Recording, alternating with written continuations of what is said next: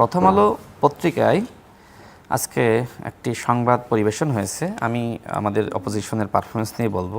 দেখেন, তাদের এই মুহূর্তে কোনো রাজনীতি নাই, যে কারণে তারা জুলাই জাতীয় সনদ এবং গণভোটের ইস্যুতে তারা এখন আসলে বক্তব্য রাখছে এবং বিএনপি সম্পর্কে বিষোদ্গার করছে। যেহেতু ঐক্যমত কমিশনে আমিও ছিলাম, মঞ্জু ভাই ছিল, আই থিঙ্ক আমি যদি এখানে কোনো ভুল বক্তব্য দিয়ে থাকি তিনি কারেকশন দিবেন, আমার আপত্তি নাই। দেখেন, জামাত ইসলামের যিনি সেক্রেটারি জেনারেল গোলাম পরোয়ার, তিনি আজকে গতকাল বলেছেন যে জাতীয় সংসদের দক্ষিণ প্লাজায় ফ্যাসিবাদ বিরোধী আন্দোলনে অংশগ্রহণকারী নিবন্ধিত রাজনৈতিক দলগুলো ঐক্যমত কমিশনের মাধ্যমে জুলাই সনদে স্বাক্ষর করেছিল, অর্থাৎ সবাই তখন সেটি মেনে নিয়েছিল, কিন্তু এখন সরকার সেখান থেকে কেন ইউটার্ন করলো, এটি আজকের মূল প্রশ্ন। তার বক্তব্য দেখেন, তিনি কিন্তু স্বীকার করে নিলেন বিএনপি যে জুলাই জাতীয় সনদে স্বাক্ষর করেছিল সেটাকে তিনি স্বীকৃতি দিয়েছেন, জামাতের সেক্রেটারি জেনারেল। তার মানে কি, বিএনপি যে কথাগুলো বলছে তার এই বক্তব্য যদি আপনি বিশ্লেষণ করেন তাহলে বিএনপি সত্যের পথেই রয়েছে। দেখেন, আমরা যে জুলাই জাতীয় সনদে স্বাক্ষর করেছিলাম সেটাতে নোট অফ ডিসেন্ট ছিল, বরং যখন জুলাই জাতীয় সনদ বাস্তবায়ন আদেশ জারি করা হলো সেখান থেকে ইন্টারিম গভর্নমেন্ট ওই নোট অফ ডিসেন্ট সরিয়ে দিল। তার মানে কি, তার মানে বিএনপি কোনো প্রতারণা করে নাই, প্রতারণা করেছে কে? Interim government. এখন যেহেতু জামাতের সেক্রেটারি জেনারেল তিনি বলছেন ওই জুলাই জাতীয় সনদের কথা with note of dissent, BNP কি সেখান থেকে সরে গিয়েছে? সরে যায়নি। বিএনপি ওই সময় কিন্তু বলেছিল যে আমরা ক্ষমতায় গেলে এইগুলো বাস্তবায়ন করব, আর যেখানে ভিন্ন মত আছে আপনারা ওকে জনগণের কাছে যান, আপনাদের নির্বাচনী ইশতেহারে দেন, জনগণ যদি আপনাদেরকে ভোট দেয় আপনারা ক্ষমতায় যাবেন। জামাত ইসলাম তো তাই করেছে, এনসিপি তাই করেছে, এবিপার্টি তাই করেছে। তাদের নির্বাচন ইশতেহারে তারা দিয়েছে যে আমরা ক্ষমতায় গেলে আমরা এইগুলো বাস্তবায়ন করব। আর বিএনপি তো যেগুলো বাস্তবায়ন করবে সেটা তো বলেই দিয়েছে, বিএনপির বক্তব্য স্পষ্ট ছিল। এবং জনগণ এত কিছুর পরেও, জামাতের প্রপাগান্ডা, এনসিপির মিথ্যাচার, এরপরেও কিন্তু জনগণ বিএনপিকে ভোট দিয়েছে। সুতরাং বিএনপি তো তার এজেন্ডা অনুযায়ী দেশ চালাবে, জামাতের এজেন্ডা বাস্তবায়ন করা তো বিএনপির দায়িত্ব না।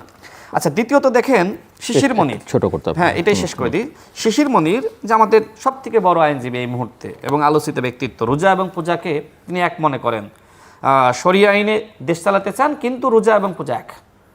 যাই হোক, তিনি বলেছেন যে 2024 সালের 5 আগস্ট থেকে 2025 সালের 12 ফেব্রুয়ারি পর্যন্ত সময়টি বাংলাদেশের ইতিহাসে একটি গুরুত্বপূর্ণ ক্রান্তিকাল বা ট্রানজিশনাল পিরিয়ড। 1972 থেকে 73 সালের ট্রানজিশনাল পিরিয়ডে যদি রাষ্ট্রপতি সংবিধান সম্মতভাবে আদেশ জারি করতে পারেন তাহলে 2025 সালের ট্রানজিশনাল পিরিয়ডে কেন তা সম্ভবপর নয়? সম্ভবপর নয় এই কারণে যে শুরুতেই সংবিধান মেনে শপথ নেওয়া হয়েছিল। যেদিন সংবিধান মেনে তারা শপথ নিল, এরপরে আর ওই সংবিধানকে ভায়োলেট করে কোনোভাবেই কোনো আদেশ জারি করতে পারে না। সুতরাং দেখেন, এত বড় আইনজীবী অথচ এই বিষয়গুলো বোঝে না, এই কমন সেন্সগুলো তাদের নাই। তারা মানুষকে বিভ্রান্ত করতে চায়, কিন্তু মানুষ কিন্তু সচেতন। একজন রিক্সা চালকও বোঝে যে আসলে কোথায় কি হয়েছিল, ওই সময় কি হয়েছিল। দেখেন, আমি আমার নিজ জেলা ঝিনাইদহ জেলা থেকে ফিরছিলাম, ঠিক আমি ছিলাম ওই মুহূর্তে রূপায়ণ কার্যালয়ের সামনে। তো ছোটোবেলায় তো যখন গাড়িতে বাসে চড়তাম তিলে খাজা খাইতাম, তো হঠাৎ করে মনে পড়লো তিলে খাজা বিক্রি করছে একজন, তো মনে হলো যে কিনি। তা আমি তাকে ডাকলাম, তিনি এসে দাম বললেন। তাই আমি বললাম যে আগে তো দাম কম ছিল।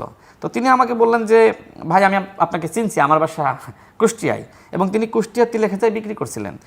তিনি আমাকে বললেন যে ভাই, আপনি যেভাবে এই যে মিথ্যাচার করছে এনসিপি এবং এনসিপির শীর্ষ নেতৃবৃন্দ দুর্নীতি করেছে, আপনি যেভাবে বলেন আরও যদি 10-12 জন আপনার মতো থাকতো তাহলে তো আসলে তাদের ওই মুখোশগুলো আরও বেশি উন্মোচিত হতো।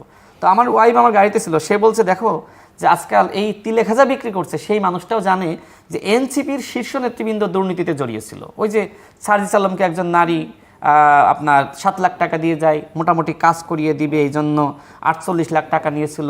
এরপরে হান্নান মাসুদ চাঁদাবাজদেরকে থানা থেকে ছাড়িয়ে এনেছিল। এরপরে ডিসি নিয়োগের কেলেঙ্কারি, এরকম কেলেঙ্কারির কথা বলতে গেলে তো আমাকে আরও আধা ঘন্টা দিতে হবে। তো দেখেন, সাধারণ মানুষ কিন্তু সে লেখাপড়া জানে না, কিন্তু এই ঘটনা সে জানে, সে আমাকে বলতেছে।